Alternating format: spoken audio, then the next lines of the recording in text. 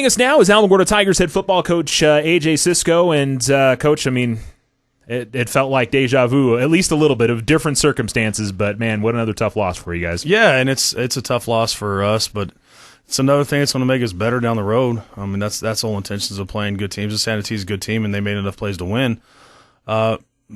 It just felt very realistic to the week before, and you can tell when just looking at our kids' faces of how disappointed they were in themselves for not making enough plays to win a game.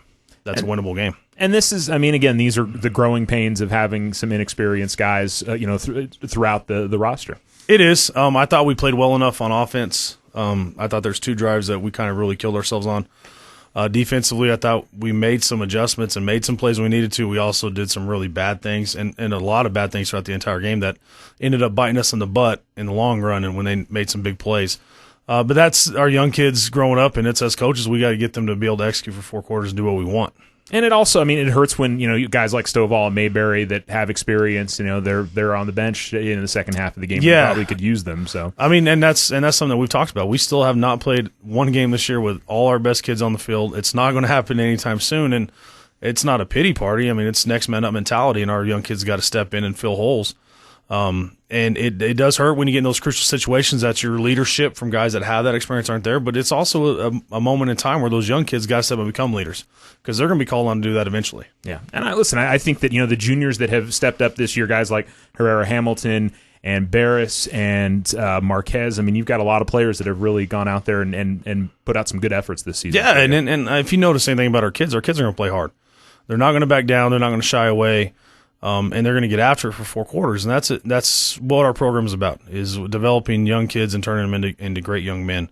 And eventually, that whole leadership, accountability, ownership of stuff is going to take over with our young kids, and it's going to be very personal to them. And they take it very personal with everything that happens. I mean, if you go and look in the locker room after the game when we're talking, there's not a whole lot that needs to be said to those kids. You can see in their faces they know what they should have done and what they let go. Yeah, and I think, I mean, again, if you guys can cut down on giving up some of the big plays defensively, I mean, that's something that, you guys are going to be much more successful in some games. Just seems like 2 or 3 big plays, just like the Los Lunas game, bite you every now and then. Yeah, and you can't do that. If you're going to play defense and be competitive in this level at 5A, you can't give up big plays. And as an offensive guy, we want to get 4 big plays a game, chunk plays. And those are drive killers and momentum killers for defenses. I mean, you think they got a chance, and we get Santa Teresa in a 3rd and long situation, they pop a big one, and it's back to first down. And that's a huge blow to your ego defensively when you have a chance to get off the field and it doesn't work. So we got to get better in that regard. We also got to do a better job of sustaining some drives.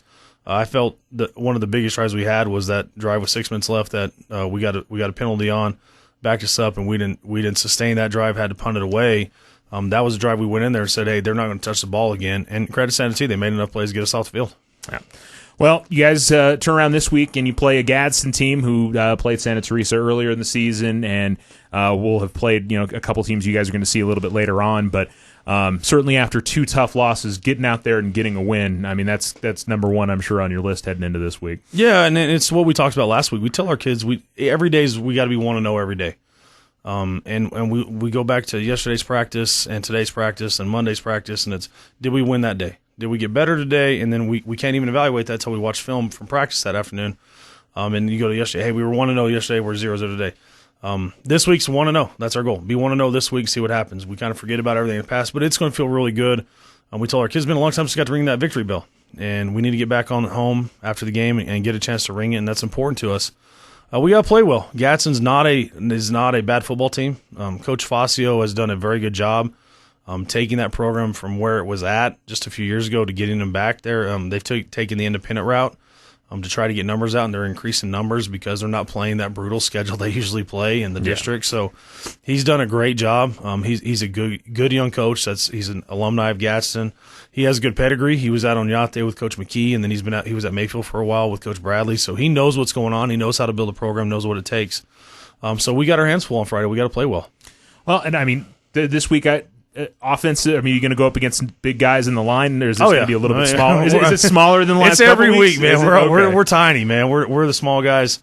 And that's part of the reason why you see us running the triple now. And that's a huge thing. It's something that's from my pedigree from college and what we've done in places I've been before is we're not going to be as big as everybody else, so we're going to find ways to do some different things. And you look at the academies, and they're not going to have the biggest offensive linemen, and that's the reason why they run that, is it gives them some extra opportunities to do things, right? Yeah, and it's hard to stop. If you get really good at it, it's hard to stop. And you've seen us; we've had quite a bit of success with that the last 2 weeks, and that's something that we put in, and we're kind of waiting to get it going, and now it's getting going, and we're going to see how much we can expand on it. Yeah, and that's got to be encouraging for the guys on that offensive line when you talk week in and week out that them having a good week is basically whether you guys are going to win a football game or not, and for them to be able to kind of push.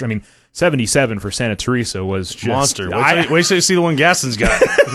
I haven't seen an offensive lineman in New Mexico that big in quite a while. He's huge, but I didn't think that he was out there running over No, and I felt this way. Basically, besides Los Lunas, and I thought our offensive line was a huge issue against Los Lunas, and that's on me as a coach, man. That's my job to get them ready. But for the last 2 weeks, and even the Valencia game, I thought our offensive line has been the more physical team. I thought we kind of had success. We've done stupid things at times that kind of put us in a bind up front. But from the physical nature of it, I thought we've done a really good job getting off the ball, being physical, and we live or die by that group up front. If you go and ask anybody in our football program, the most important player on our team is a lineman.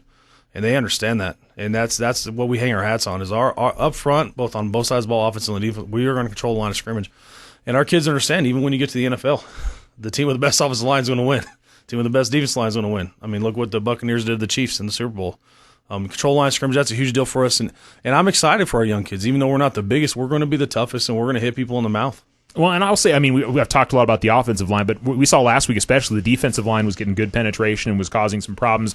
Now, obviously, it's the next step of maybe finishing some of those plays is what maybe the difference in going out there and getting a victory, right? Yeah, you go back to that game against Santa Teresa, we probably missed 4 or 5 tackles in the backfield, or tackles for a loss that turn into a big play or turn into a first down and extended drive. And like I said, that's us got to be able to finishing and making plays. And we tell our kids right now, and you don't know what plays are going to decide a game. There's 5 or 6 that will decide a game. You don't know when they're going to happen, when it's going to be. So those plays, obviously, you have a chance to decide a game. You go to that first play, touchdown run they got. We have a chance to make a play. We blow it. And he goes 80. And now it's 7-7 real fast after we just took an 11-minute drive. And that was kind of deflating. Yeah.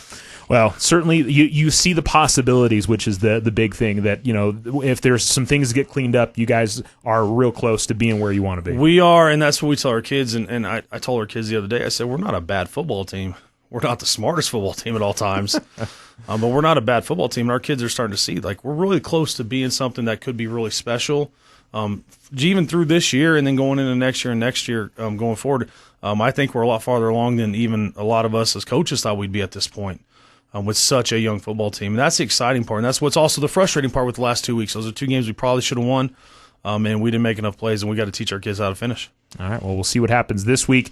Gadsden team, as you said, certainly can pose a challenge. You guys have to go out there and have yourself a good night. And a reminder to everybody, it's Thursday night, the short week. Has that been any big difference for you guys? Or we Wednesday, our day before game's kind of a walkthrough deal, and we didn't do that today. We'll kind of do that in the morning tomorrow. So it's not been a huge issue of how we've done it. We've kind of done our normal routine. It's going to be a little weird to get on a bus on a Thursday, but we're going to do our normal pregame lift. We'll get on a bus. We'll leave. Nothing really changes about it. And like I said, we'll just sit there, and whenever somebody tells us to play, we'll play. Let's go do it. It's out of our control. It's out of our hands when those games are scheduled because of the referee shortage. Yeah. So it could happen to one of our home games get moved to Thursday. It could happen to another road game. If we're going to play, we're going to play, and that's what we look forward to doing. Yeah, especially after the spring and not being able to play last fall, it makes a big difference. It's huge, man, and getting those kids to get out there. And like I said, and I always talk about this because it's such a huge deal for me is to include everybody within our school is get all those kids out there that have missed so much. And even win or lose, man, what we do as educators and coaches and people around, even the people in this community for these kids to support them and get them excited and proud of what they do, it means more to them than any win or loss will ever mean to them. And that's a huge deal for us, and hopefully this community buys into that and sees all the great things that are going on with AHS and Dr. Callentine, her staff, teachers, the coaches. It's a fun place to be at. It's a fun thing. Just see these kids every day. All right, Coach, we wish you best of luck, and we'll see you out there on Thursday. I appreciate it, man. Go Tigers.